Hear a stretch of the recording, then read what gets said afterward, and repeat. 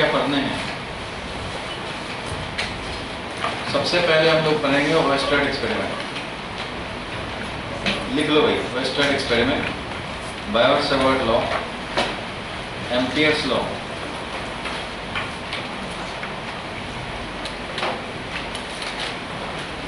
Force on moving charge. Left hand side पे लिखो page number first.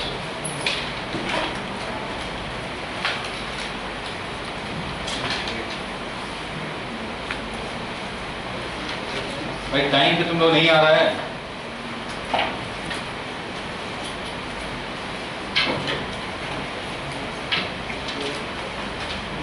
Cyclotron,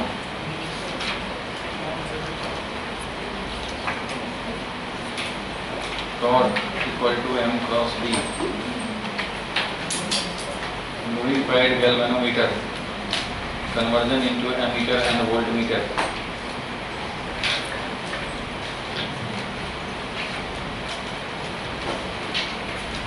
velocity selector,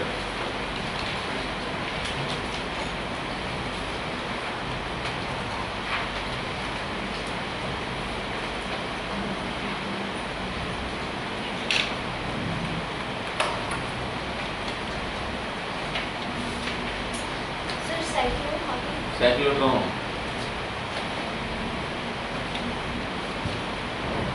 cyclotron है charge accelerating device.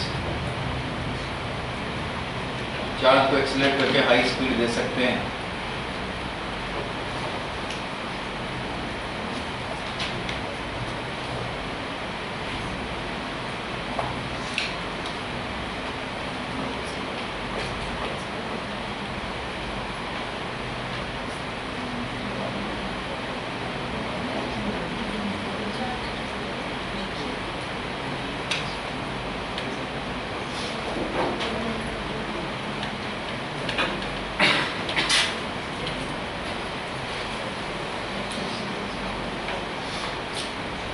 जानना moving coil galvanometer और galvanometer से conversion into ammeter and voltmeter. ठीक है, यहाँ से शुरू होगा। ये वेस्टर्न एक्सपेरिमेंट छोटा सा टॉपिक है, इसमें 15 मिनट्स लगेंगे। बायोट-सावर्ट लॉ में कम से कम 2 आवर्स तो जरूर लगेंगे। एम्पियर्स लॉ में इधर लगेंगे कम से कम 1 आवर। साइक्लोट्रॉन में भी लगेंगे 1 आवर, इसमें भी लगेंगे 1.5 आवर। गैल्वेनोमीटर में समझ लो, गैल्वेनोमीटर एंड एमीटर वोल्टमीटर, इसमें वेलोसिटी सेलेक्टर, इसमें भी लगेंगे 1 आवर। ये इतने लगने हैं, साथ में जो न्यूमेरिकल में लग जाएंगे और 1-2 घंटे और साथ साथ जो न्यूमेरिकल चलेंगे, थोड़ा अलग से भी करने पड़ेंगे। अब यहाँ से देखो, इसको मैंने 2 पार्ट में डिवाइड कर दिया। वेलोसिटी सेलेक्टर अलग है इधर। हम लोग चैप्टर 4 को 2 पार्ट में पढ़ सकते हैं। ये जो है, ये वाला है कि मैग्नेटिक फील्ड कितना प्रोड्यूस होता है, कैलकुलेशन। वेस्टर्न सर ने बताया कि कोई भी करंट कैरिंग वायर, कोई भी करंट कैरिंग वायर अपने सराउंडिंग में मैग्नेटिक फील्ड प्रोड्यूस करता है। कौन सा फील्ड प्रोड्यूस करता है? Magnetic field. बी से रिप्रेजेंट करते हैं। जिस तरह से कोई चार्ज अपने सराउंडिंग में इलेक्ट्रिक फील्ड प्रोड्यूस करता है, वैसे ही कोई करंट कैरिंग वायर अपने सराउंडिंग में मैग्नेटिक फील्ड प्रोड्यूस करेगा। कौन करेगा magnetic field? Current carrying wire. Current carrying wire magnetic field produce करता है। और वेस्टर्न साहब ने बताया, एक्सपेरिमेंटली प्रूव किया, एक्सपेरिमेंटली शो करने के लिए कि रियलिटी में current carrying wire produce electric field, produce magnetic field in the surrounding. इस बात का एक्सपेरिमेंटल वेरिफिकेशन वेस्टर्न एक्सपेरिमेंट। इससे जब कंफर्म हो गया कि हाँ भाई ये मैग्नेटिक फील्ड प्रोड्यूस करता है, तो फिर सवाल आया कि कितना मैग्नेटिक फील्ड प्रोड्यूस करता है, कितना मैग्नेटिक फील्ड। कोई करंट कैरिंग वायर अपने से r डिस्टेंस पे या 2r डिस्टेंस पे या 5r डिस्टेंस पे कितना मैग्नेटिक फील्ड प्रोड्यूस करता है। तो कितना मैग्नेटिक फील्ड, इसके लिए Biot-Savart law, Ampere's law, calculation of magnetic field के लिए। ठीक है, और ये तो हो गया मैग्नेटिक फील्ड कितना। ये है कि पहले से मैग्नेटिक फील्ड, इतने सारे जो टॉपिक हैं, ये है कि किसी ने मैग्नेटिक फील्ड प्रोड्यूस किया है, किया होगा किसी ने, लेकिन उस मैग्नेटिक फील्ड में अगर चार्ज रहे तो क्या फोर्स लगेगा। किसी के मैग्नेटिक फील्ड में अगर साइक्लोट्रॉन अरेंजमेंट कैसे होगा जो चार्ज को एक्सीलरेट कराए, कोई करंट कैरिंग लूप है तो उसमें टॉर्क कितना लगेगा, गैल्वेनोमीटर कैसे बनेगा, ये सब है कि पहले से किसी का प्रोड्यूस्ड है, किसका प्रोड्यूस्ड है, कितना प्रोड्यूस है, ये इसमें मतलब नहीं है। ये है कि प्रोड्यूस्ड है उसमें क्या होगा, इधर है कि प्रोड्यूस हुआ तो कितना हुआ। इलेक्ट्रिक फील्ड भी हम लोगों ने जो पढ़ा इलेक्ट्रोस्टैटिक्स में, उसके भी दो एस्पेक्ट हैं। एक था इलेक्ट्रिक फील्ड कितना और एक था effect in electric field. Electric field कितना इसमें आया कूलम्स लॉ और गॉस लॉ। कूलम्स लॉ से इलेक्ट्रिक फील्ड कितना कैलकुलेट करते हैं, गॉस लॉ से भी कैलकुलेट करते हैं। और उसके बाद जो है कि डाइपोल रख दिया इलेक्ट्रिक फील्ड में, चार्ज रख दिया इलेक्ट्रिक फील्ड में, क्या फोर्स लगेगा, इलेक्ट्रिक डाइपोल रखा है, कोई चार्ज रखा है, कितना पोटेंशियल एनर्जी होगा, क्या होगा। तो ये सब था इफेक्ट इन इलेक्ट्रिक फील्ड और एक था इलेक्ट्रिक फील्ड कितना। तो ये भी दो एस्पेक्ट में हो गया, दो पार्ट में हो गया समझो। वैसे ही मैग्नेटिक फील्ड भी हम लोग दो पार्ट में समझेंगे। मैग्नेटिक फील्ड कितना प्रोड्यूस होता है और पहले से प्रोड्यूस मैग्नेटिक फील्ड है, यहाँ रीजन नहीं जानने हैं कि कितना फील्ड प्रोड्यूस हुआ है, किसने किया है, उससे मतलब नहीं है। बस ये फील्ड गिवन है, इसमें गिवन फील्ड इफेक्ट देखने हैं, effect in the given magnetic field. और ये है कि कितना मैग्नेटिक फील्ड प्रोड्यूस हो रहा है। सबसे पहले जो है वो है कि कोई current carrying wire magnetic field produce करता है, उस बात का एक्सपेरिमेंटल वेरिफिकेशन या एक्सपेरिमेंटल प्रूफ। लिख लिया नहीं यहाँ तक। तो इनमें से कुछ टॉपिक को मैं एक्स्ट्रा क्लास में ले जाऊंगा। फॉर एग्जांपल इसको ये वाला तो रेगुलर क्लास में करेंगे, इनमें से एक दो को हम लोग एक्स्ट्रा क्लास में ले जाएंगे बाद में, जब ये हमारा नेक्स्ट क्लास के बाद। कोई बात नहीं, हम लोग स्टार्ट करते हैं। सबसे पहले various sources of the magnetic field and oyster experiment. ठीक है, various sources of magnetic field में देखो कोई चार्ज होता है बोर्ड पे, देखो एनी चार्ज हो सकता है रेस्ट में। चार्ज क्या हो सकता है रेस्ट में, या फिर क्या हो सकता है मोशन। चार्ज अगर एट रेस्ट रहा तो ये प्रोड्यूस करता है इलेक्ट्रिक फील्ड। चार्ज रेस्ट में हो तो क्या प्रोड्यूस करेगा इलेक्ट्रिक फील्ड। मोशन में होगा तो दो बात हो सकता है। मोशन में ये वेलोसिटी कांस्टेंट रख सकता है या फिर वेलोसिटी वेरिएबल रख सकता है। मोशन तो हो रहा है means velocity is non zero. Motion हो रहा है means velocity is non zero. Rest में मतलब वेलोसिटी इज जीरो। तो अगर मोशन में है तो दो बात है, चाहे तो वेलोसिटी कांस्टेंट रहकर मोशन करे या फिर वेलोसिटी वेरिएबल रहकर के मोशन करे। कांस्टेंट नहीं हो, कांस्टेंट हो चाहे नहीं हो, मोशन हो रहा है तो मैग्नेटिक फील्ड प्रोड्यूस करेगा। Means it will produce magnetic field, it will also produce magnetic field. ये हो गया velocity constant means acceleration zero, और velocity not constant means acceleration non zero. तो ये प्रोड्यूस करेगा मैग्नेटिक फील्ड। इलेक्ट्रिक फील्ड तो करेगा, ये चार्ज है तो इलेक्ट्रिक फील्ड तो करेगा, ये भी इलेक्ट्रिक फील्ड प्रोड्यूस करेगा। इलेक्ट्रिक फील्ड के साथ मैग्नेटिक फील्ड भी प्रोड्यूस करेगा। कितना अच्छा है, होमवर्क से भी बच गए। ठीक है, डांट भी नहीं पड़ी। कुछ लोग हैं लेट करने वाले, जानबूझ के करते हैं लेट। बोतल लेके आते हैं, सारे बोतल ट्रांसफर कर दे रहे उधर। लेट भी आएंगे, बोतल लेके बैठ जाएंगे, क्या खड़े रहोगे फिर? खड़े रह लो भाई, तो 15 मिनट बहुत तो रिलैक्स है। हाँ क्या हो गया, रख दें बोतल को, सारे बोतल ट्रांसफर कर रहे हैं। नजर जो है ना वो जाता रहता है बोतल पे, माइंड डेविएट होता रहता है। मोबाइल साइलेंट हो या स्विच ऑफ हो, फ्रेंड्स साइड में हो, बोतल साइड में हो, आगे फिजिक्स हो, ये ध्यान रखना चाहिए किसी भी क्लास में। तो आप वहाँ जो पर्पस के लिए आए हो वो पहले होना चाहिए। खोपड़ी पे हाथ रखोगे फिजिक्स जाएगा इधर ही से, इसी को ब्लॉक कर दोगे तो कहाँ से जाएगा, जाएगा ही। देखो ध्यान से, मैंने बोला कि चार्ज अगर रेस्ट में है it will produce only electric field, it will produce only electric field. But ये जब मोशन में होगा तो ये इलेक्ट्रिक फील्ड के साथ मैग्नेटिक फील्ड भी प्रोड्यूस करेगा। लेकिन मोशन दो तरह का, एक्सेलरेटेड या फिर नॉन एक्सेलरेटेड। अगर ये नॉन एक्सेलरेटेड है कांस्टेंट वेलोसिटी तो इलेक्ट्रिक फील्ड प्रोड्यूस करेगा, मैग्नेटिक फील्ड प्रोड्यूस करेगा। और अगर ये एक्सेलरेटेड मोशन है तो इसमें तीन चीज होता है, इलेक्ट्रिक फील्ड भी, मैग्नेटिक फील्ड भी प्रोड्यूस करेगा और साथ में ये ईएम वेव भी रेडिएट करेगा। इलेक्ट्रोमैग्नेटिक वेव भी जनरेट करेगा ये। Any accelerated charge is source of EMF. Motion में हुआ तो source of magnetic field, rest में है तो source of electric field. Electric field तो भाई कैसे भी रहे चार्ज अपना इलेक्ट्रिक फील्ड प्रोड्यूस करेगा, रेस्ट में रहे चाहे मोशन में रहे। लेकिन रेस्ट में रहेगा तो ओनली इलेक्ट्रिक फील्ड प्रोड्यूस करेगा, मोशन में रहेगा तो इलेक्ट्रिक के साथ मैग्नेटिक भी करेगा, और अगर एक्सेलरेटेड मोशन है तो इलेक्ट्रिक मैग्नेटिक यानी कि वेव सब जनरेट करेगा तीनों। इसलिए यहाँ पे सोर्सेस ऑफ मैग्नेटिक फील्ड की बात कर रहे हैं। मैग्नेटिक फील्ड कौन प्रोड्यूस करता है भाई? तो मैग्नेटिक फील्ड सबसे पहला सोर्स है any moving charge. Any moving charge is a source of magnetic field, और मूविंग चार्ज से ही तो बना है करंट, मूविंग चार्ज से बना है करंट। इसलिए करंट कैरिंग वायर भी, करंट का जो वायर है वो भी मैग्नेटिक फील्ड प्रोड्यूस करेगा। साथ में कुछ फ्री में भी है, जब नहीं चार्ज का मोशन हो।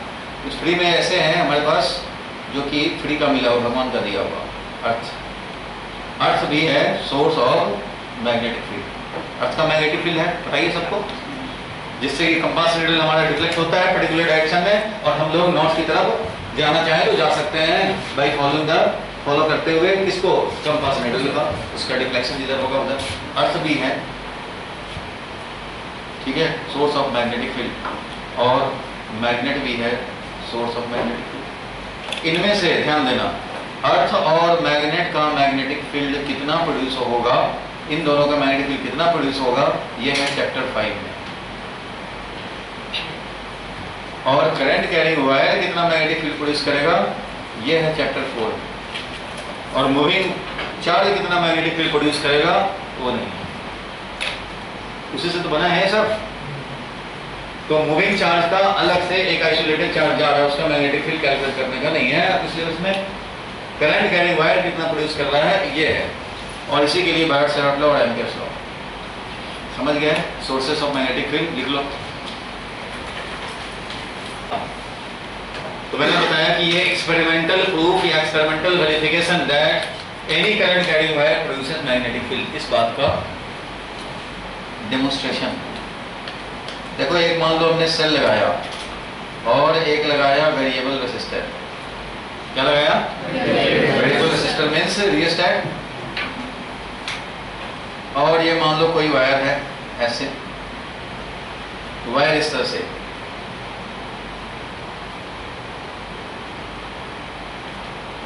PQ मान लो वायर है, करंट ऐसे पास कराया। इसी के नीचे हम लोगों ने एक कंपास नीडल रखा। क्या रखा है? Compass needle. और इसमें एक तरफ पेंट किया हुआ होता है, समझो, इधर नॉर्थ है, साउथ। कंपास नीडल अपना डिफ्लेक्शन दिखाएगा तो नॉर्थ साउथ होगा। मतलब इमेजिन करो यहाँ 3 डायमेंशनल कि हम लोगों ने वहाँ पे एक सेल रख दिया है और सेल से वायर कनेक्ट किया, वायर अपना अंडरग्राउंड है, अंदर अंदर चला गया, और यहाँ पे एक वायर दिख रहा है, ये वाला, बाकी सब इसका ऊपर है, ऐसे दिख रहा है। ये वायर है, करंट कैरिंग वायर। अब इस करंट कैरिंग वायर के पास ये है मान लो कंपास नीडल, हमने करंट कैरिंग वायर के पास इसको रखा, ठीक है, और एक बार स्विच को ऑफ रखा, की भी लगा दिया यहाँ पे, ये की है मान लो, ऑन कर सकते हैं, ऑफ कर सकते हैं। अभी क्या है कि एक सेल लगा हुआ है सिलिंग के ऊपर, उसी में रियोस्टैट भी लगा हुआ है। रियोस्टैट मान लो यहाँ ले आते हैं, यहाँ रियोस्टैट है, और ये वायर ऐसे जा रहा है। इस वायर के पास रखा कंपास नीडल, की को रखा ऑफ, तो देखा कंपास नीडल का डिफ्लेक्शन किधर, तो ये किसके हिसाब से, यहाँ करंट नहीं चल रहा, की ऑफ का मतलब करंट नहीं है, तो इसने इस डायरेक्शन में अलाइनमेंट दिखाया, फिर इसको इधर उधर करके डिस्टर्ब करके फिर ऐसे रख दिया, फिर दिखाया अलाइनमेंट इधर ही दिखाया, किसके लॉ? अर्थ के मैग्नेटिक फील्ड के लॉ, नॉर्थ डायरेक्शन दिखा रहा है, वो अर्थ का प्रोड्यूस मैग्नेटिक फील्ड है। और ये कंपास नीडल जो होता है, उसमें जो नीडल होता है वो क्या होता है? मैग्नेट होता है, मैग्नेटिक डाइपोल इसको बोलते हैं। मैग्नेट है, नॉर्थ है, साउथ है, बार मैग्नेट भी रख सकते हो, इसके बदले में बार मैग्नेट भी रख सकते हैं। तो कंपास नीडल इधर दिखा रहा है, मतलब इधर है नॉर्थ, और करंट कैरिंग वायर में करंट कितना है? करंट कैरिंग वायर में करंट कितना है? अभी 0 है, डिफ्लेक्शन दिखा रहा है इधर, मतलब ये नॉर्थ है अर्थ के हिसाब से, अर्थ के फील्ड के हिसाब से। अब यहाँ किया स्विच ऑन, यहाँ आ गया करंट, करंट आ गया, उसमें भी करंट आया, ऊपर भी, इधर भी करंट आया, लेकिन ऊपर वाले का यहाँ इफेक्ट उतना नहीं पड़ेगा जितना इस वाले का पड़ेगा। तो यहाँ वाला करंट ने जैसे ही स्विच ऑन किया देखा कि ये जो डिफ्लेक्शन इधर था वो ऐसे हो गया, इधर हो गया या इधर हो गया, मीन्स डिफ्लेक्शन इसने चेंज किया, चेंज हो गया डिफ्लेक्शन। फिर रियोस्टेट से रेजिस्टेंस वैल्यू कम किया यानी करंट का वैल्यू बढ़ा दिया। रेजिस्टेंस कम करेंगे तो करंट का वैल्यू इंक्रीज हो गया। इंक्रीज होने से ये देखा कि जो पहले ऐसे था नो करंट में, करंट आया तो ऐसे हुआ, करंट और बढ़ाया तो ऐसे हुआ, करंट और बढ़ाया तो ऐसे हुआ, करंट कम किया तो फिर ऐसे हुआ, फिर करंट और कम किया ऐसे हुआ, जीरो कर दिया करंट तो फिर ऐसे हो गया जैसा कि पहले था, अर्थ के लॉ। फिर इसके बाद डायरेक्शन रिवर्स कर दिया करंट का, पोलैरिटी चेंज कर दिया सेल का, और फिर करंट पास गया तो देखा इधर हो गया डिफ्लेक्शन, फिर इधर हो गया डिफ्लेक्शन। मीन्स हम लोग जब भी करंट का वैल्यू चेंज कर रहे हैं, करंट का वैल्यू चेंज कर रहे हैं या फिर डायरेक्शन चेंज कर रहे हैं तो इसके अलाइनमेंट में चेंज हो रहा है, डिफ्लेक्शन में क्या हो रहा है, चेंज हो रहा है। तो ये चेंज क्यों हो रहा है इसका एनालिसिस किया गया भाई कि चेंज हो क्यों रहे हैं। इसका चेंज मैग्नेट है, ये मैग्नेट का चेंज तो सिर्फ मैग्नेटिक फील्ड करता है, अर्थ का मैग्नेटिक फील्ड जैसे था उसके हिसाब से अलाइनमेंट हुआ था। अब इसका मतलब करंट कैरिंग वायर भी similar to earth magnetic field produce कर रहा है कोई फील्ड, तभी तो यहाँ पे नेट फील्ड चेंज हो रहा है। अगर अर्थ का फील्ड ये है, करंट कैरिंग वायर का फील्ड मान लो ये हो गया, तो दोनों का जो नेट होगा वो इधर, तो इस डायरेक्शन में लाएंगे। करंट का डायरेक्शन बदल दिया तो अर्थ का फील्ड ऐसे था, करंट का इधर हो गया फील्ड, तो इसके दोनों का नेट बना ऐसे, तो अब ऐसे हो गया डिफ्लेक्शन। इसको इलेक्ट्रिक फील्ड चेंज नहीं कर सकता क्योंकि इलेक्ट्रिकली ये न्यूट्रल है, कंपास नीडल इलेक्ट्रिकली न्यूट्रल है, डाइपोल नहीं है इसमें कि इलेक्ट्रिक फील्ड से ये इधर उधर हो जाए।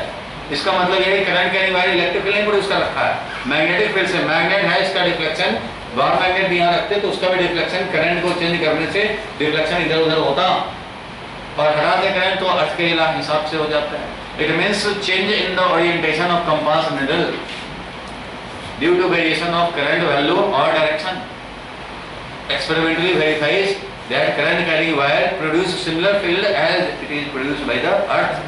और कंपास नीडल का चेंज इन डिफ्लेक्शन मतलब मैग्नेटिक फील्ड प्रोड्यूस किया है क्योंकि ये मैग्नेट है और मैग्नेट का ओरिएंटेशन कौन चेंज करेगा, net magnetic field, net magnetic field changing at this location, यहाँ रखो चाहे यहाँ रखो, करंट कैरिंग वायर के सराउंडिंग में जहाँ भी रख लो इसका इफेक्ट पड़ रहा है, करंट में चेंज कर दिया चाहे मैग्नीट्यूड का या डायरेक्शन का। ये बात अपने आप में बता रहा है कि इसके अराउंड करंट कैरिंग, बाद में ये पता लगा कि इसका फील्ड यहाँ पे प्रोड्यूस होता है। एक करंट कैरिंग वायर ऐसे हो तो इसका फील्ड ऐसे प्रोड्यूस होता है। करंट कैरिंग वायर अगर ये है तो इसके सराउंडिंग में मैग्नेटिक फील्ड ऐसे है, इस डायरेक्शन सर्कल, बड़े रेडियस का सर्कल, इस सर्कुलर है, इस ये एक्सिस सेंटर बन गया, ऐसे ऐसे बड़े सारे सर्कल हैं, सर्कुलर हमारा मैग्नेटिक फील्ड प्रोड्यूस होता है। मतलब कोई करंट कैरिंग वायर है अगर इसका मैं दिखाऊं तो इसका मैग्नेटिक फील्ड इस तरह का है,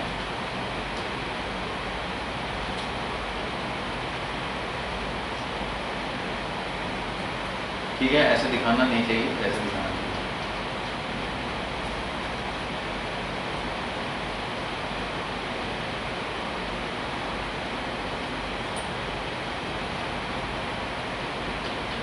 इस तरह से इसका मैग्नेटिक फील्ड प्रोड्यूस्ड है। कोई भी करंट कैरिंग वायर अपने सराउंडिंग में इस तरह का मैग्नेटिक फील्ड प्रोड्यूस करता है और इसका experimental verification change in the orientation. अभी मान लो अर्थ का फील्ड ऐसे है, magnetic field due to earth, ठीक है, और ये मान लो magnetic field due to current, magnetic field due to current ये है, तो इसका नेट फील्ड हो जाएगा इधर, ये क्या हो जाएगा, नेट फील्ड। जब ये नेट फील्ड हो जाएगा तो ओरिएंटेशन देखा गया कि ये ऐसे हो रहा है। जब हम लोग मैग्नेटिक फील्ड का यहाँ पे करंट का डायरेक्शन बदल करके मैग्नेटिक फील्ड जो प्रोड्यूस है इधर हो जाएगा तो उसका नेट इधर हो जाएगा, तो उस हिसाब से चेंज होगा। डायग्राम बनाओ और लिखेंगे change in orientation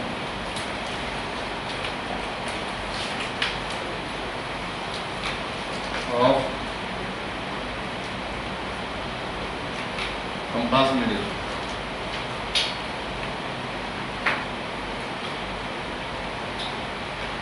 change in orientation of compass needle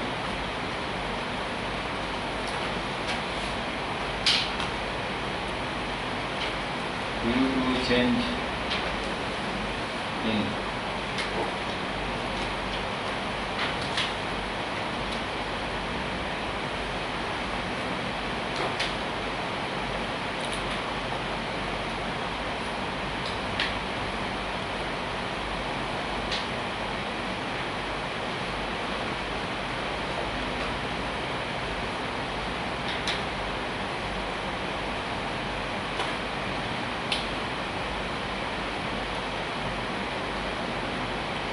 proves that any current carrying wire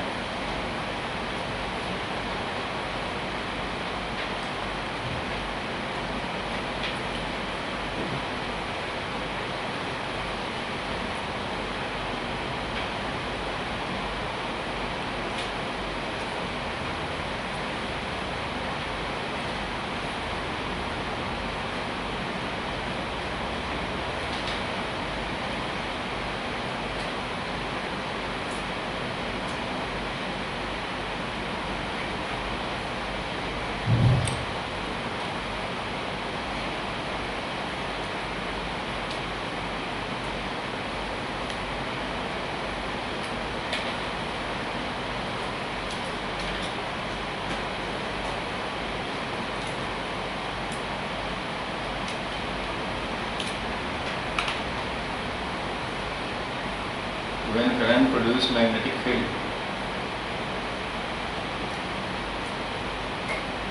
then net magnetic field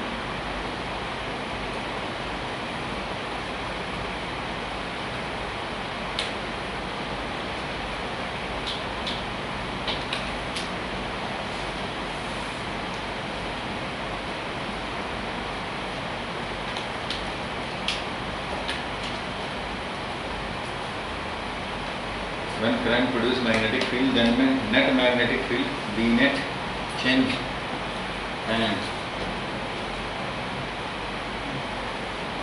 the compass needle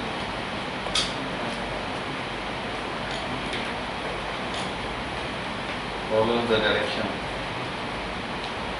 of the net.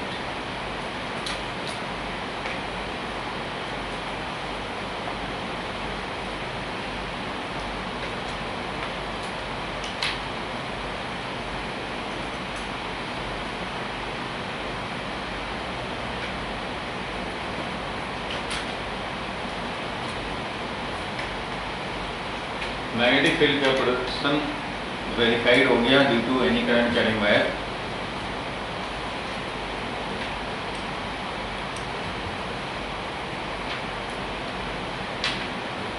तो फिर से अर्थ के अलाउ पहले जैसा लाइन था वैसे हो गया। बाद में फिर से नेट मैग्नेटिक फील्ड चेंज होता रहता है। जब भी वैल्यू चेंज करो या डायरेक्शन चेंज करो, नेट फील्ड का वैल्यू चेंज होता रहेगा, डायरेक्शन चेंज होता रहेगा और उसको फॉलो करता रहेगा ये कंपास नीडल। अब देखो what is the unit of magnetic field. तो यूनिट ऑफ मैग्नेटिक फील्ड के लिए कोई ना कोई फॉर्मूला चाहिए, कोई ना कोई फॉर्मूला चाहिए। तो यूनिट के लिए कोई फॉर्मूला चाहिए, फॉर्मूला से हम लोग निकालते हैं और उसको फिर एक नीक नेम दे देते हैं कि बहुत ज़्यादा यूज करते हैं। इसका नीक नेम है मैग्नेटिक फील्ड का टेस्ला। फॉर एग्जाम्पल देखो फ्लक्स होता है, इलेक्ट्रिक फ्लक्स पढ़ा था ना, तो अभी इधर मैग्नेटिक फ्लक्स है। Electric flux E dot area, magnetic flux B dot area. Magnetic flux B dot area है तो मैग्नेटिक फ्लक्स का ऐसा यूनिट होता है वेबर, और ये वैल्यू हो जाएगा बी का वैल्यू, एरिया का वैल्यू और कॉस थीटा। कॉस थीटा भाई कोई एक रियल नंबर है, ये क्या है रियल नंबर है, -1 से 1 के बीच का, और ये स्केलर है, ये भी स्केलर है अपना। ये जो भी है अपना इसका यूनिट चाहिए, एरिया तो मीटर स्क्वायर है, इसलिए मैग्नेटिक फील्ड का अगर हम लोग बात करें तो यूनिट हो जाएगा क्या, ये भी यूनिटलेस है, रियल नंबर ये यूनिटलेस है, ठीक है, नो यूनिट। इसलिए ये हो गया कितना, वेबर पर मीटर स्क्वायर, और इस वेबर पर मीटर स्क्वायर को ही बोलते हैं टेस्ला। ऐसा यूनिट इज टेस्ला। इस फॉर्मूला से निकाल सकते हैं magnetic field 1 tesla, sometimes also referred as weber per metre square, ठीक है, वेबर पर मीटर स्क्वायर को ही टेस्ला बोलते हैं। एक और भी फोर्स होता है कॉमन, Q × V × V यानी QVV। तो इससे भी हम लोग चाहें तो मैग्नेटिक फील्ड को निकाल सकते हैं। मैग्नेटिक फील्ड होगा फोर्स डिवाइडेड बाई Q और इधर वेलोसिटी, तो इससे भी निकाल सकते हैं। और जो SI में लिखेंगे वो भी हो जाएगा टेस्ला। टेस्ला का दूसरा वर्जन, लेकिन टेस्ला साइंटिस्ट के नाम पे इसका निकनेम रख दिया गया, इस यूनिट का टेस्ला मैग्नेटिक फील्ड। लिख लो, आगे बढ़े हम।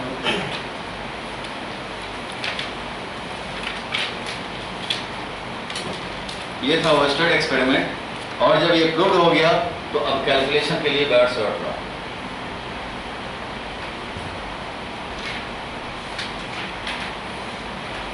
आप लोग घर पे राइट हैंड स्क्रू रूल चाहिए, मैं भी एक बार रिकैप कर दूंगा, लेकिन वो माइंड में सेट रहना चाहिए, नहीं तो इस चैप्टर में और आगे के 2-3 चैप्टर में फंसने का चांस पूरा रहेगा।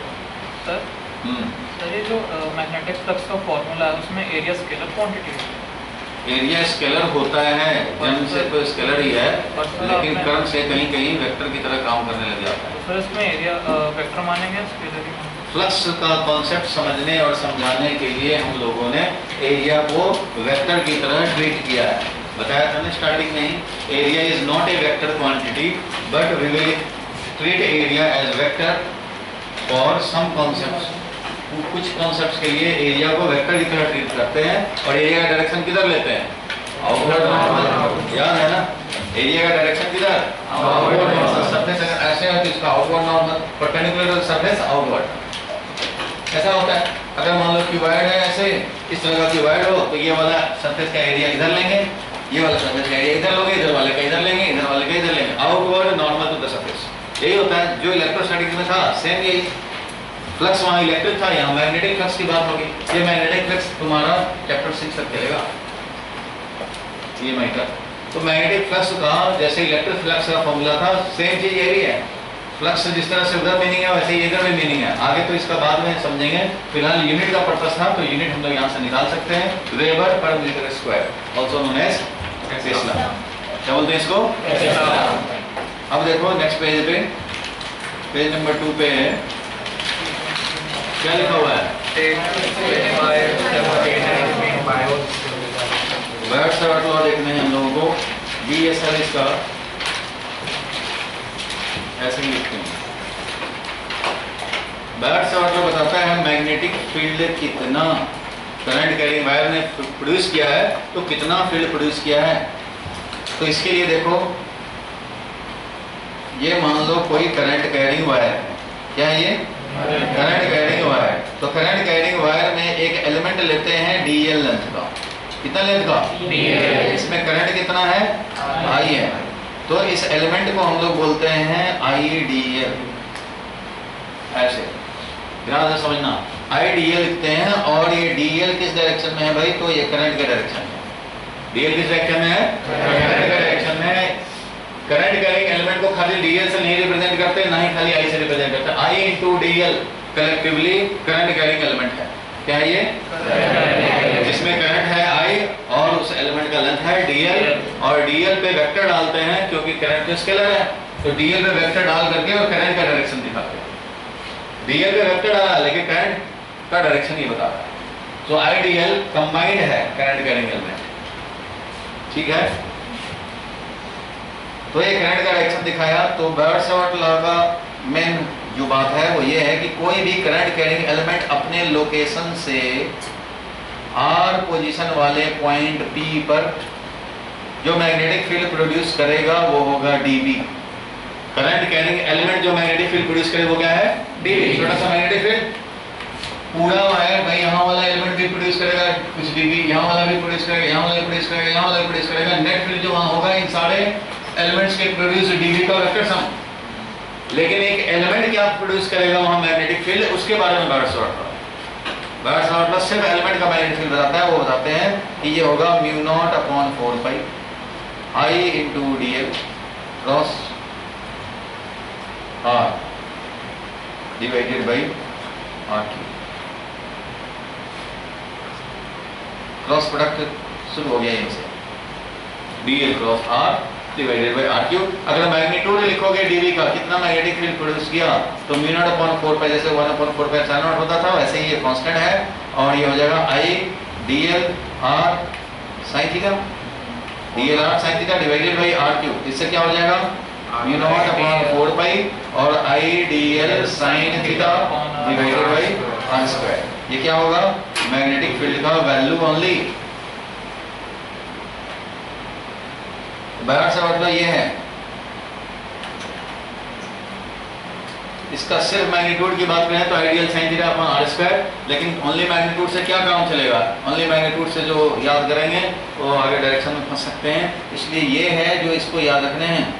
जो db होगा किस डायरेक्शन में होगा, तो वो dl क्रॉस r बताएगा। dl ये है और r ये है। अब dl क्रॉस r कैसे निकालते हैं, ये अगर dl डायरेक्शन है और ये r डायरेक्शन है तो कैसे निकालेंगे, वो तो राइट हैंड स्क्रू रूल बताएगा। लेकिन बायवर्ट सावर्ट लॉ ये हो गया।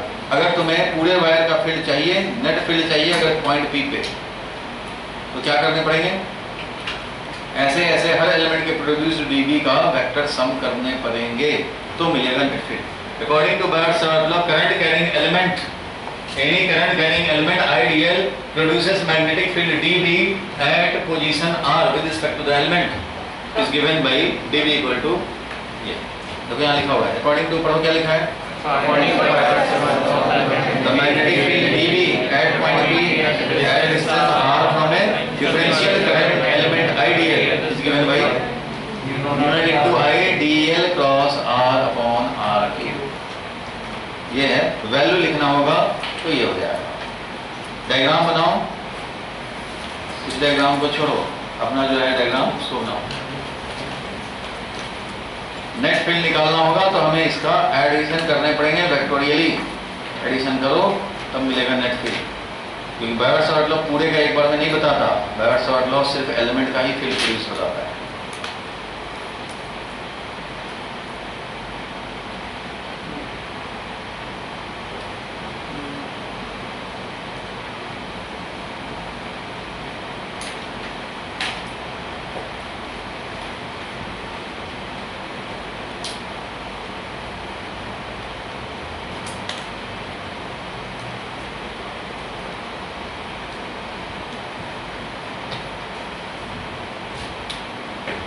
साफ डायग्राम ना,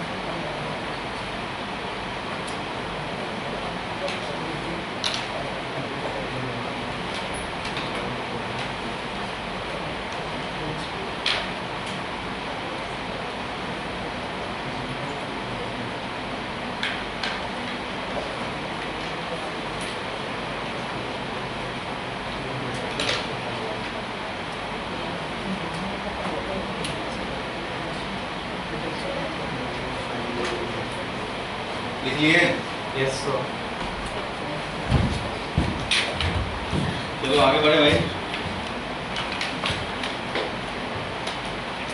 राइट हैंड स्क्रू रूल याद है ना? नहीं याद है तो याद दिलाने पड़ेंगे। मैं याद दिला दे रहा हूँ लेकिन बार बार याद नहीं दिलाऊंगा। और कुछ लोग पहले से पढ़े होंगे भाई, जो लोग पहले से पढ़े हैं अगर वो कॉन्फिडेंट हैं तो अपना कैरी करें, लेकिन हमारे समझ से जब तक आप राइट हैंड स्क्रू रूल पर डिपेंडेंट नहीं बनेंगे तब तक आप कंफ्यूजन के शिकार होते रहेंगे। ठीक है, देखो ऐसे ऐसे क्रॉस प्रोडक्ट पे बेस्ड 10 फॉर्मूला होंगे अभी से लेकर के 2-3 चैप्टर में। 10 फॉर्मूला में 10 फॉर्मूला का डायरेक्शन निकालने के लिए एक बार राइट हैंड स्क्रू रूल जान लो तो सबके डायरेक्शन निकल जाएंगे। स्टार्टिंग में थोड़ा मेहनत करने पड़ेंगे, स्क्रू भी घुमाने पड़ेंगे, बाद में वो अपने आप स्क्रू घूम जाता है माइंड में ही और अपने आप डायरेक्शन भी निकल जाता है। लेकिन आप सोचेंगे Fleming left hand rule right hand rule ये करें तो वो 2 फॉर्मूला के लिए है। 2 फॉर्मूला में डायरेक्शन निकालने के लिए left hand right hand rule है, लेकिन वो हर जगह आपका कामयाब नहीं होगा, तो बाकी जगह कंफ्यूज होंगे आप। तो इसलिए राइट हैंड स्क्रू रूल एक बार मेहनत करके थोड़ा समझ लेने हैं और बाकी अब अपने आप होता रहेगा। आप अपने आप एक्सपर्ट हो जाएंगे, कोई टाइम नहीं लगेगा, ना ही पेन उठाने की जरूरत है, ना ही तुम्हें स्क्रू घुमाने की जरूरत है, अपने आप माइंड में ही सारा हो जाता है। लेकिन एक बार क्लियरली समझने की जरूरत है। राइट हैंड स्क्रू रूल अभी रिवाइज कर रहा हूँ और अभी याद हो जाना चाहिए और वो फाइनल हो जाना चाहिए, फिर माइंड से निकले नहीं। अगर हमें कोई भी क्रॉस प्रोडक्ट निकालना होता, मान लो vector A and vector B, जिन 2 वेक्टर का क्रॉस प्रोडक्ट करना है सबसे पहले उनका टेल मैचिंग जरूरी है, फर्स्ट स्टेप। फर्स्ट स्टेप क्या है? टेल टेल मैचिंग करना, ये सबसे फर्स्ट स्टेप है। ये काम करोगे उसके बाद ही आगे का काम। तो हम लोगों ने मान लो वेक्टर ए है और वेक्टर बी है, ये ए वेक्टर और बी वेक्टर, इस तरह से। तो ये ए और बी का क्रॉस प्रोडक्ट निकालना मीन्स ए क्रॉस बी निकालना चाहते हैं, तो इन दो वेक्टर को कंटेन करता हुआ एक प्लेन होता है। इन दो वेक्टर को कंटेन करने वाला एक प्लेन, अभी वर्टिकल प्लेन इन दो वेक्टर को कंटेन किया है। ये हॉरिजॉन्टल प्लेन अगर होगा तो इसको तो कंटेन कर रहा है, लेकिन इसको नहीं कंटेन कर रहा। कंटेन करने का मतलब क्या है? वो वेक्टर पूरा का पूरा इसमें लाई कर जाए। वर्टिकल प्लेन, बोर्ड वाले प्लेन में ये दोनों लाई कर सकता है एक साथ, ये इस प्लेन में है।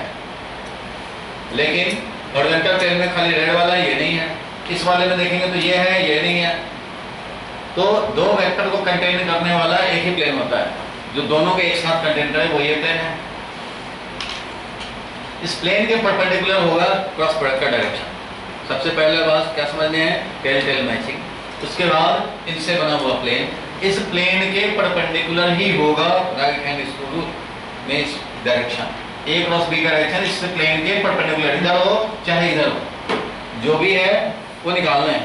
लेकिन इस प्लेन में उसका कोई कंपोनेंट नहीं होगा।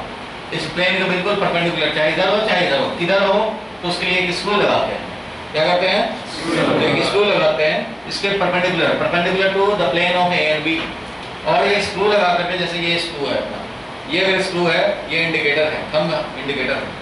अभी ये थंब अपर डायरेक्शन में इंडिकेट कर रहा है, अभी ये लेफ्टवर्ड इंडिकेट कर रहा है, डाउनवर्ड इंडिकेट कर रहा है, राइटवर्ड इंडिकेट कर रहा है। इस तरह से ये इंडिकेट कर रहा है, घूम सकता है, परपेंडिकुलर रहता हुआ स्क्रू घूम सकता है। अब क्या करना है तुम्हें? ए क्रॉस बी करना है, तो स्क्रू को इस प्लेन के परपेंडिकुलर रखेंगे। कैसे रखेंगे? किसके? Perpendicular to the plane of A and B, means perpendicular to both A and B. और इंडिकेटर को पहले ए की तरफ रखेंगे, इंडिकेट करेंगे। ये ए वेक्टर इधर है, इसलिए इधर इंडिकेट कर रहे हैं। ए से बी की तरफ इंडिकेटर को घुमाओ, स्क्रू ऐसे ही रहेगा, बस घूमेगा। तो ये ए से इंडिकेटर, ये हो गया बी की तरफ, ये हो गया अपवर्ड, ये हो गया लेफ्टवर्ड, ये हो गया डाउनवर्ड। तो पहले ए की तरफ रखा इंडिकेटर, ये ए है, ये बी है।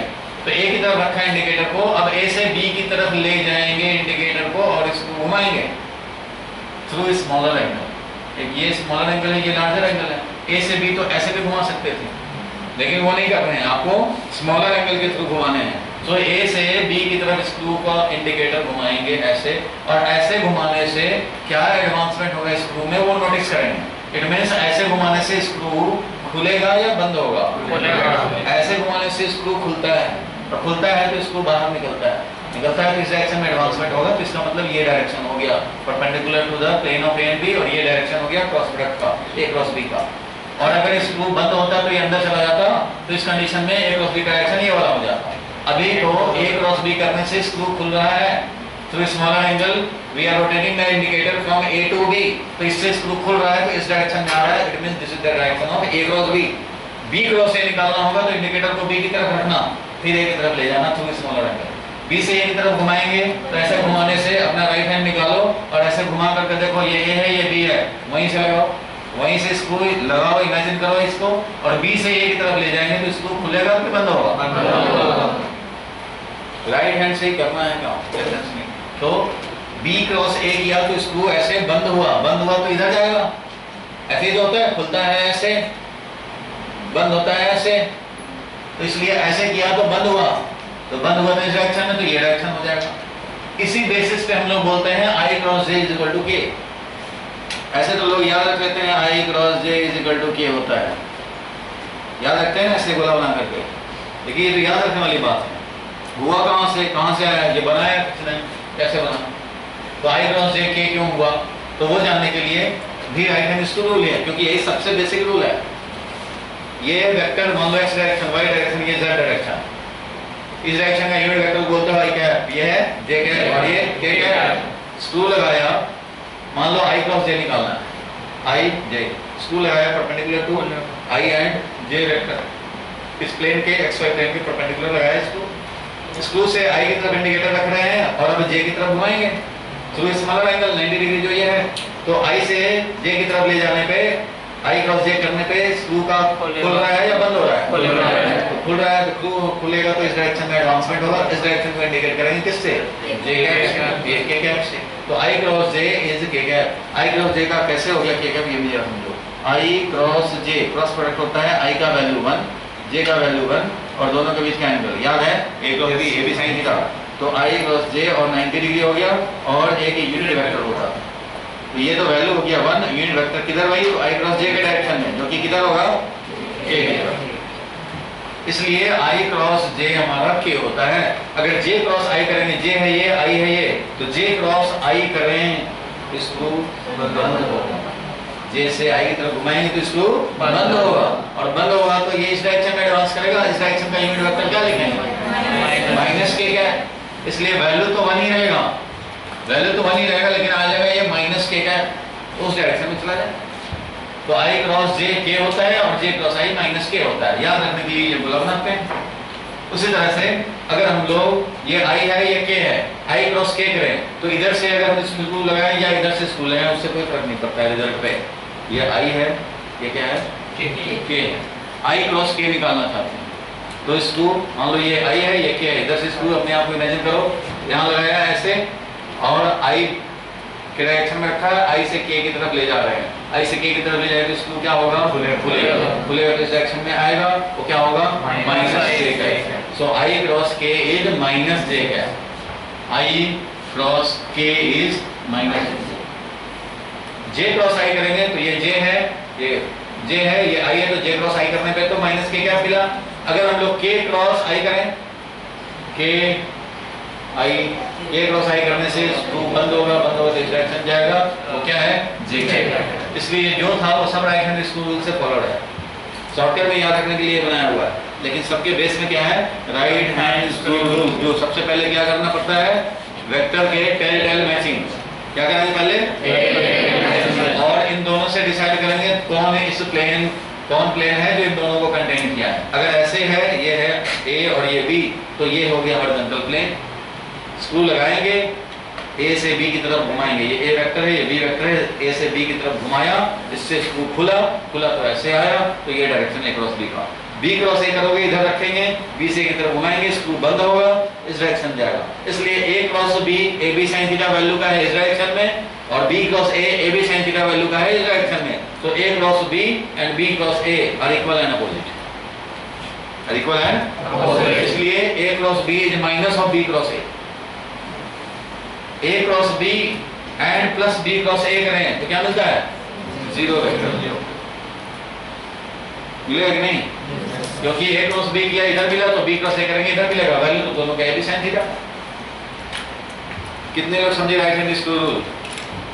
ये याद रखने हैं। स्टार्टिंग में तुम्हें स्क्रू हाथ से घुमाने पड़ सकते हैं 2-4 बार, 10 बार, 20 बार, लेकिन उसके बाद अपने आप माइंड में स्क्रू चलेगा। आई है इधर, जे है इधर, स्क्रू अपने आप लग जाएगा। आई क्रॉस जे करेंगे के होगा, अपने आप पता लगेगा। के क्रॉस आई करेंगे, के क्रॉस आई करेंगे तो जे की तरफ होने लग जाएगा, अपने आप स्क्रू चलेंगे। ठीक है, इस पे डिपेंडेंट रहने हैं। तो इस बेसिस पे अगर बताओ यहाँ पे ये मैग्नेटिक फील्ड किस डायरेक्शन में प्रोड्यूस करेगा, तो मैग्नेटिक फील्ड का प्रोडक्शन डायरेक्शन है I DL cross R direction.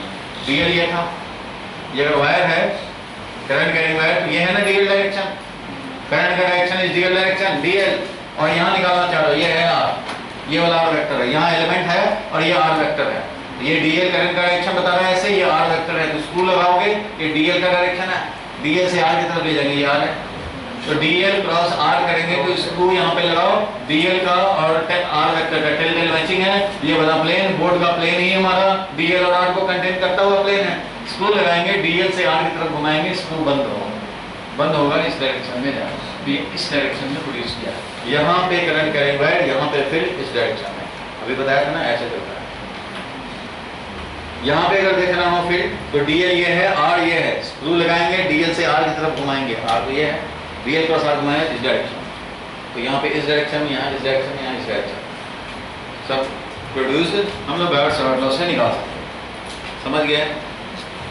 एक और नीचे पॉइंट है, देखो क्या लिखा है, magnetic line of current carrying wire is always 0। कैसे, ये समझो। अगर ये है करंट कैरिंग वायर, क्या ये करंट कैरिंग वायर है, मान लो ये आई करंट, इस पे ये पॉइंट मान लो P है, यहाँ पे मैग्नेटिक फील्ड निकालना चाहते हैं ड्यू टू वायर, पूरा वायर का। P पे भी निकालना चाहते हैं, मान लो M पे भी निकालना चाहते हैं, M पॉइंट यहाँ है और N पॉइंट यहाँ है, ठीक है। P पॉइंट पे निकालना चाहते हैं भाई, तो P पॉइंट पे निकालना चाहते हो तो कोई भी करंट कैरिंग एलिमेंट ले लो, ये ले लिया करंट कैरिंग एलिमेंट, क्या लिया आईडीएल से रिप्रेजेंट करते हैं, आईडीएल करंट कैरिंग एलिमेंट है। यहाँ पे जो निकालेंगे तो ये वाला वेक्टर हो गया आर वेक्टर, क्योंकि करंट कैरिंग एलिमेंट के लोकेशन से होता है आर वेक्टर, जिस पॉइंट पे निकालना हो। वेक्टर जो लेंगे वो कहाँ से स्टार्ट करेंगे, एलिमेंट से स्टार्ट करेंगे, कहाँ पे, जहाँ पे फील्ड प्रोड्यूस निकालने हैं। तो ये आर वेक्टर हो गया, ये डीएल वेक्टर हो गया। अब यहाँ निकालेंगे तो ये डीबी कितना प्रोड्यूस करेगा बताओ, म्यू नॉट अपॉन 4 पाई और I into D L cross R upon R cube. तो डी एल जिस डायरेक्शन में है, आई कैप के डायरेक्शन में है, आर भी उधर ही है, तो आई क्रॉस आई क्या होता है, जीरो, जीरो फील्ड प्रोड्यूस करेगा। यहाँ पे अगर देखोगे तो कोई करंट एलिमेंट, ये है एलिमेंट और ये डायरेक्शन तो हमारा इधर है राइटवर्ड, आई डी एल का डायरेक्शन राइटवर्ड है, और यहाँ पे डी आर, यहाँ पे जो आर वेक्टर लेंगे वो किधर है, लेफ्टवर्ड है। एंगल कितना हो जाएगा थीटा का वैल्यू 180 डिग्री भाई, यहाँ पे थीटा का वैल्यू क्या हुआ 0 डिग्री, इसलिए ये भी जीरो फील्ड प्रोड्यूस करेगा। यहाँ पे भी जो डीबी होगा मैग्नेटिक फील्ड वो जीरो होगा due to this element, due to इधर का एलिमेंट भी 180 डिग्री, इधर का एलिमेंट भी 180 डिग्री, इधर का एलिमेंट भी 180, सारे एलिमेंट 0 0 0 प्रोड्यूस करेंगे, इधर पे सारे एलिमेंट 0 0 0 प्रोड्यूस करेंगे। इसलिए on the line of current there will be no field due to this current carrying element, इसी के लाइन पे किसी भी पॉइंट पे मैग्नेटिक फील्ड नहीं प्रोड्यूस होगा, होगा किधर, सराउंडिंग में। अगर यहाँ निकालना चाहते हो तो ये मान लो करंट कैरिंग एलिमेंट है, ये आर है, ये एलिमेंट है, डीएल डायरेक्शन है, तो यहाँ पे डीएल क्रॉस आर करेंगे तो ये डीएल है, इधर आर है, डीएल क्रॉस आर करेंगे, स्क्रू खुलेगा और ऐसे इस डायरेक्शन में आएगा, तो यहाँ पे फील्ड इस डायरेक्शन में है। ये अगर थंब होता है करंट डायरेक्शन तो ये होता है फील्ड डायरेक्शन, थंब है करंट डायरेक्शन तो ये है फील्ड डायरेक्शन, ये है थंब करंट तो ये है magnetic field around the current carrying wire. इसलिए यहाँ पे भी ये है तो इसका फील्ड डायरेक्शन ये है, करंट थंब से करंट तो ये है फील्ड डायरेक्शन। आया कहाँ से, ये तो शॉर्टकट बना रखा है, आया कहाँ से, बायट-सावर्त लॉ से। कहाँ पे फील्ड कितना प्रोड्यूस होगा, कहाँ प्रोड्यूस होगा, वो बायट-सावर्त लॉ बताएगा। लेकिन शॉर्टकट में थंब करंट डायरेक्शन तो ये कर्व्ड फिंगर बताता है फील्ड प्रोड्यूस्ड सर्कुलर, तो जीरो होगा। लिखो डायग्राम में बनाओ, because on the line of current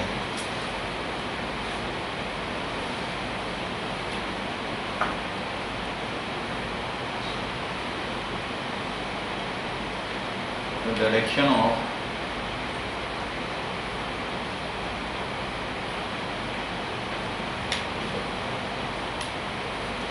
current carrying element IDL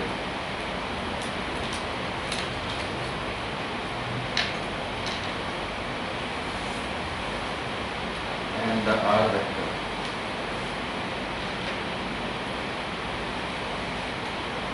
are parallel.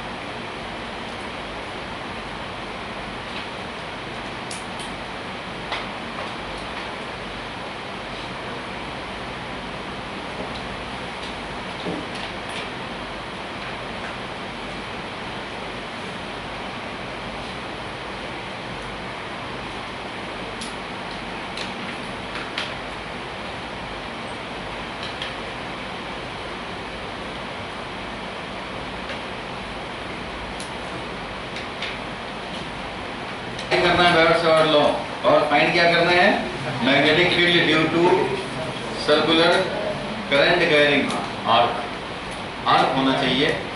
तो ये डेरिवेशन भी आता है कई बार 3 मार्क्स का। देखो ये करंट कैरिंग आर्क है सर्कुलर, पूरा अगर सर्कल होता इससे स्ट्रिंग बन जाता, लेकिन ये सिर्फ आर्क ही है, मतलब यहीं तक है, समझो है, आगे नहीं है। ये आगे है तो उसका चाहते नहीं है निकालना, हम लोग इतने ही का निकालना चाहते हैं। तो ये आर्क अगर मैग्नेटिक फील्ड, मान लो मैग्नेटिक फील्ड ये आर्क बनाता हो alpha angle at the centre, कितना angle? Alpha angle at the centre अगर बनाता हो तो magnetic field produced, magnetic field जो प्रोड्यूस होता है at the centre of arc, formula भी याद रखने हैं, म्यू नॉट अपॉन 4 पाई और आई डिवाइडेड बाई रेडियस और इनटू एंगल जो अल्फा है वो, ये रेडियन में होना चाहिए एंगल।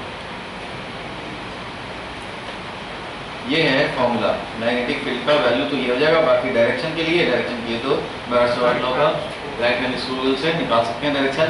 लेकिन रिजल्ट ये है, ये रिजल्ट है, इसका हम लोग प्रूफ देखेंगे। जितना भी एंगल है π/2 हो या 3π/2 हो या π/3 हो, जो भी होगा ये एंगल यहाँ पे रेडियन के फॉर्म में ही रखेंगे। π/2, पाई से पाई कैंसिल होना हो जाएगा, कोई बात नहीं। लेकिन यही है magnetic field, I upon radius, current carrying arc है ये। कैसे निकालेंगे, कैसे इसका हम लोग प्रूफ करेंगे, ये रिजल्ट है और इसका प्रूफ देखने हैं।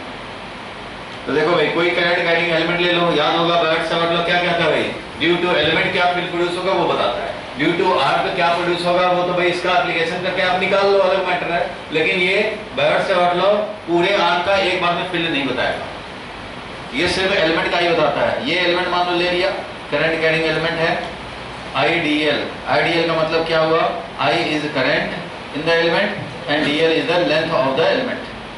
अब इससे ये है हमारा डीएल का डायरेक्शन यानी करंट का डायरेक्शन, और ये वाला हो जाएगा आर, क्योंकि आर कौन सा होता है, एलिमेंट से जिस पॉइंट पे निकालना है उसका पोजीशन, तो ये आर वेक्टर है।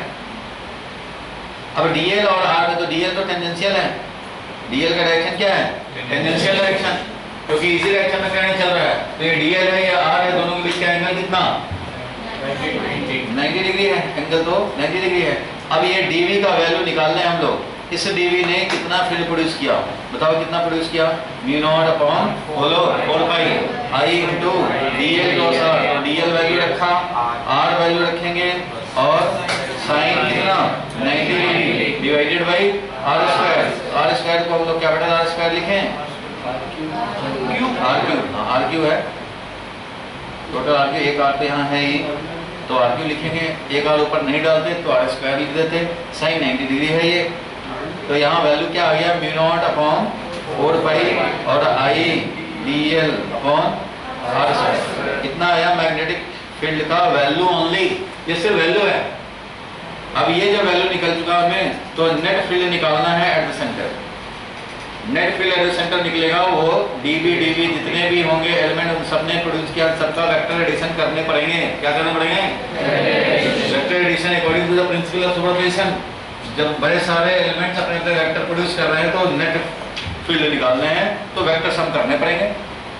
कैसे करेंगे वेक्टर सम, तो उसके लिए अब देखोगे कि इसके आगे स्टेप बढ़ाने के पहले तुम्हें कंफर्म होने पड़ेगा कि ये सारे डीबी एक डायरेक्शन में हैं या अपोजिट में हो गए, कैंसिल हो गया, या फिर दोनों क्या एक कंपोनेंट कैंसिल हो गया और एक कंपोनेंट ऐड अप हो रहे हैं, वो तो तुम्हें देखने पड़ेंगे पहले। इसके आगे क्या करें, तो इसके आगे जानने के लिए पहले तुम्हें डीबी का डायरेक्शन निकालने पड़ेंगे। बताओ ये एलिमेंट यहाँ पे जो डीबी प्रोड्यूस कर रहा है वो किस डायरेक्शन में कर रहा है, DL are, right hand screw लगाया, डीएल आर की तरफ घुमाएंगे थ्रू स्मॉलर एंगल, तो बताओ स्क्रू बंद होगा इस डायरेक्शन में। इस डायरेक्शन में वो कैसे दिखाते हैं, तो इस डायरेक्शन को दिखाते हैं क्रॉस से। ये है ना करंट करेंगे एलिमेंट, यहाँ पे होगा फिर ऐसे होगा। 6 डायरेक्शन, राइट वर्ड एरो से, लेफ्ट वर्ड एरो से, अपवर्ड एरो से दिखाएंगे, डाउनवर्ड एरो से दिखाएंगे, लेकिन अपनी तरफ डायरेक्शन को डॉट से और इस डायरेक्शन को क्रॉस से, इसलिए इसका फील्ड क्रॉस में प्रोड्यूस हुआ इस डायरेक्शन में, away from the reader perpendicular to the plane of board. ये इस डायरेक्शन प्रोड्यूस हुआ। यहाँ का जो एलिमेंट होगा, यहाँ का एलिमेंट वो किधर प्रोड्यूस करेगा, इसके लिए डीएल ये होगा, आर ये होगा, बताओ डीएल क्रॉस आर करेंगे किधर होगा? तो बंद होगा इसी तरह इसी डायरेक्शन में क्रॉस में। बोर्ड पे देखो लास्ट वाला जो एलिमेंट होगा वो ऐसे होगा, इसका आर ये होगा, डीएल क्रॉस आर करेंगे इस डायरेक्शन में। यहाँ वाला जो एलिमेंट होगा वो डीएल ऐसे दिखेगा, आर ये है, डीएल क्रॉस आर करेंगे उधर ही क्रॉस में, ये भी डीएल क्रॉस आर, ये भी डीएल क्रॉस आर, उधर ही, ये भी उधर ही। सारे के सारे डीबी तो एक ही डायरेक्शन में करना है। जब सारे के सारे डीबी एक ही डायरेक्शन में है तो इसके आगे का काम हम लोग लिख सकते हैं कि डीबी का सिर्फ वैल्यू को ऐड कर दो और लिख दो क्रॉस डायरेक्शन। यहाँ पे तो क्रॉस डायरेक्शन है, इसलिए सारे डीबी के वैल्यूज को इंटीग्रेट करने हैं। बताओ क्या करें? u0 अपॉन 4 पाई, आगे बोलो i upon r square, her element के लिए वही i, हर एलिमेंट के लिए वही r, बाहर निकाल देंगे। बचेगा क्या? dl dl dl dl, इन सबको बाहर निकाल सकते हैं। u0 upon 4 pi i upon r square और dl dl dl dl integrate करेंगे, क्या मिलेगा बताओ? क्या मिलेगा? u0 अपॉन 4 पाई और i अपॉन r स्क्वायर, और ये क्या मिल जाएगा? Arc length. dl dl dl dl सबका वैल्यू ऐड करेंगे तो क्या मिलेगा? Arc length. dl dl का हम लोग वैल्यू को ऐड कर रहे हैं is equal to arc length, और ये आर्क लेंथ कितना होगा बताओ? थीटा होता है यानी अल्फा होता है आर्क लेंथ अपॉन रेडियस होता है, तो आर्क लेंथ कितना होगा? अल्फा इंटू आर्क, क्योंकि अल्फा होता है आर्क लेंथ अपॉन रेडियस, इसलिए arc length is equal to alpha into R होगा। तो DL DL DL DL value अगर हम लोग इंटीग्रेट करें तो ये वाला हो जाएगा आर इंटू अल्फा, एक आर से एक आर कैंसिल हो जाएगा और बचेगा क्या? म्यू0 अपॉन 4 पाई और आई अपॉन आर, और एंगल हो गया अल्फा रेडियन में। डीबी का हम लोग मैग्नेटिक फील्ड जो सेंटर पे निकला उसका मैग्नीट्यूड कम से कम लिख सकते हैं, ये आ गया फॉर्मूला। जब डीएल डीएल सारे जब ऐड कर देंगे तो हमें मिलेगा टोटल आर्क लेंथ, लिख लो।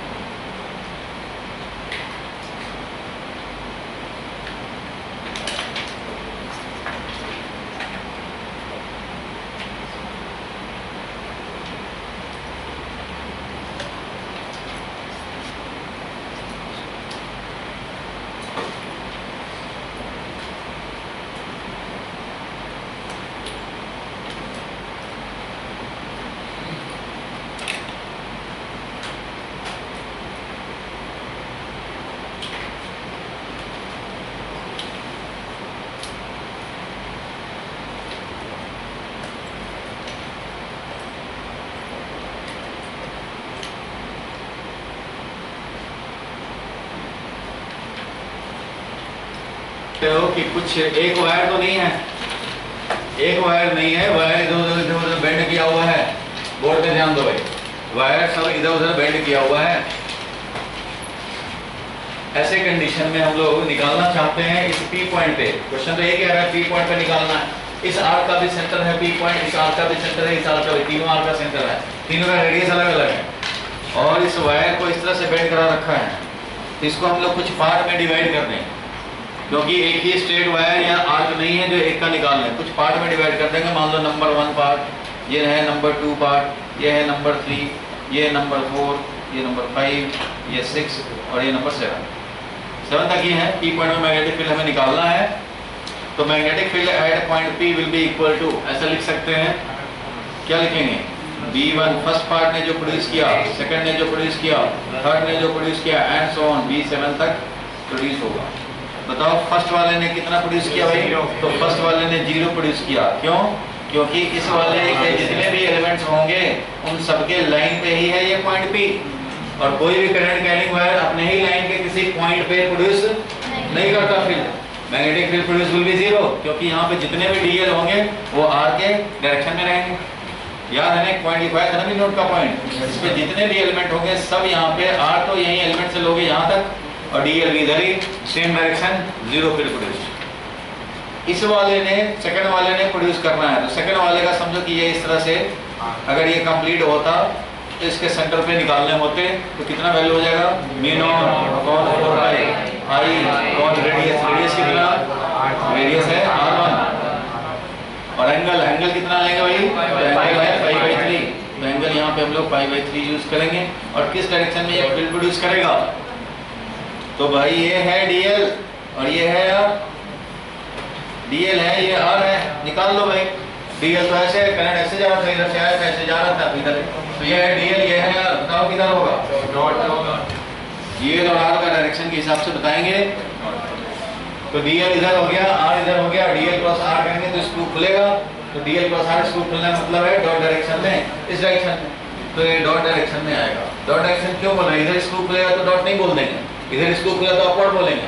ऐसे था ये डीएल और r in the plane of board, तो डीएल क्रॉस r करेंगे तो स्क्रू खुल के रीडर की तरफ आएगा perpendicular to the plane of board, उसको डॉट डायरेक्शन से रिप्रेजेंट करते हैं। तो डॉट से रिप्रेजेंट करेंगे, इट मींस इतना हो गया ये डॉट में, प्लस थर्ड वाले का बोलो 0, फोर्थ वाले का बोलो mu naught upon 4 pi I divided by r का वैल्यू r2 लिखेंगे, किधर ये करेगा, ये dl है, ये r है, एंगल तो 5/3 डालेंगे और डायरेक्शन किधर, ये है dl और ये है r, dl क्रॉस r किया तो बंद हुआ, उस डायरेक्शन में गया, इट मींस क्रॉस डायरेक्शन में, इतना हुआ ये क्रॉस डायरेक्शन में।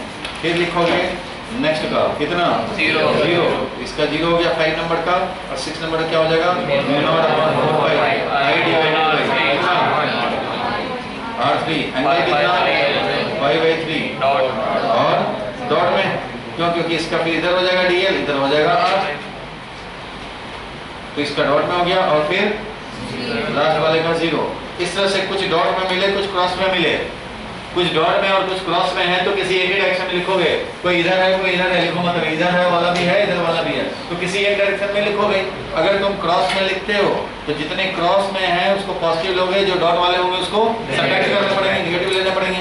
बताओ कितना वैल्यू हो जाएगा भाई, क्रॉस में लिखना चाहते हैं तो इसको पॉजिटिव लेंगे, इसमें जो कांस्टेंट है वो बाहर निकाल देंगे, म्यू नॉट अपॉन 4 पाई और आई और π/3, ये सब बाहर निकल गए, और बच गया तुम्हारा कितना भाई, और क्रॉस में लिखना चाह रहे हैं तो ये क्या लिखेंगे,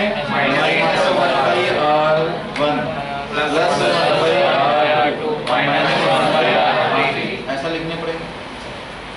अगर तुम चाहते हैं कि क्रॉस में लिखेंगे भाई, तो तुम क्रॉस में डॉट में लिखना चाहेंगे तो डॉट में लिख सकते हो, डॉट में लिखोगे तो क्या लिखोगे, म्यू नॉट आई π/3 4 पाई और π/3, पाई कैंसिल भी हो जाएगा, और ये बच जाएगा कितना, 1/r और ऐसा लिखेंगे। दोनों में से कोई भी आप लिख सकते हो, समझ गए। इस तरह से कुछ पार्ट में डिवाइड करके हर पार्ट का ऐड कर दिया, मिल जाएगा, लिख लो।